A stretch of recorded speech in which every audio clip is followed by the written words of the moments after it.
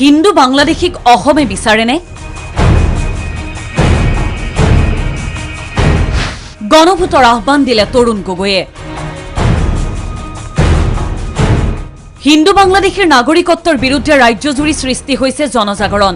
যুটীয়া সংসদীয় কমিটিয়ে দল সংগঠনৰ মতামত গ্ৰহণৰ বাবে উপস্থিত হোৱাৰ সময়তেই নাগৰিকত্ব সংশোধনীৰ বিৰুদ্ধে ৰাজপথলৈ ওলাই আহিছে দল সংগঠন তথা ৰাইজ। জনতাৰ এই জাগৰণ দেখি স্থিতি সলাইছে কংগ্ৰেছ, প্ৰাক্তন মুখ্যমন্ত্ৰী তৰুণ গগৈয়েও। আনকি গগৈয়ে নাগৰিকত্ব আইন সংশোধনীৰ বিৰোধিতা কৰি এই সন্দৰ্ভত গণভোটৰ দাবী জনাইছে। আজিৰ দিনত মই কৈছোঁ নেট ডিআৰবি ৰেফাৰেণ্ডাম হয় তেওঁলোকৰ লগত হয়তো কিছুমানো আছে, কাৰ লগত বেছি আছে গণভোট।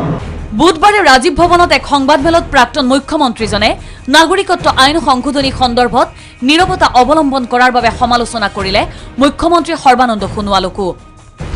সৰ্বানন্দ সোণোৱাল নিমাত কিয় প্ৰশ্ন কৰিলে গগৈয়ে। মুখ্যমন্ত্ৰী আজি কিয় নিমাত? হোৱাই তেওঁ নিমাতী কন্যা হৈছে, যিটো জাতীয় নায়ক হেমন্ত বিশ্ব শৰ্মাও ক'ত গ'ল? আগতে দেখোন বৰ ডাঙৰ ডাঙৰ কথা কৈছিল। গগৈৰ অভিযোগ, এই আইন সংশোধনেৰে জুই জ্বলাবলৈ বিচৰা হৈছে অসমত। এই আইনখন আনি অসমত জুই জ্বলাবলৈ বিচাৰিছে। এই আইনখন আনি বৰাক ভেলী বা ব্ৰহ্মপুত্ৰ ভেলীৰ মাজত এটা ভুল বুজাবুজি সৃষ্টি কৰিবলৈ বিচাৰিছে। ইফালে প্ৰদেশ কংগ্ৰেছৰ সভাপতি ৰিপুণ বৰাই এই সন্দৰ্ভত দলটোৱে গণস্বাক্ষৰ অভিযান চলোৱাৰ সিদ্ধান্ত লোৱাৰ কথা সদৰি কৰে সংবাদমেলত। 13 মে'ৰ পৰা 24 মে' আমি 10 দিন মেমৰেণ্ডাম দিবলৈ ঠিক কৰিছোঁ।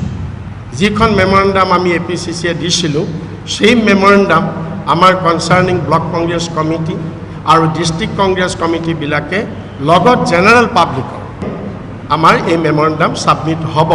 চৰকাৰৰ মিত্ৰদল অগপই দুমুখীয়া স্থিতি গ্ৰহণ কৰাৰ অভিযোগ তুলিলে সভাপতিজনে।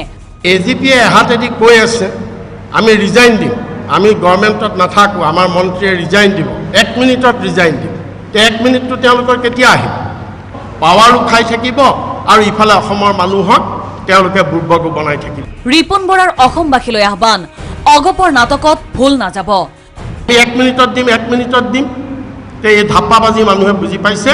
সেইকাৰণে আমি কংগ্ৰেছ পাৰ্টীয়ে আপোনালোকৰ যোগেদি আমি অসমৰ মানুহক আমি আহ্বান জনাইছোঁ যে বিজেপিৰ এই নাটক আৰু AGPৰ এই নাটকত অসমৰ মানুহ বন্দী হ'ব নালাগে। Bureau report, DY365।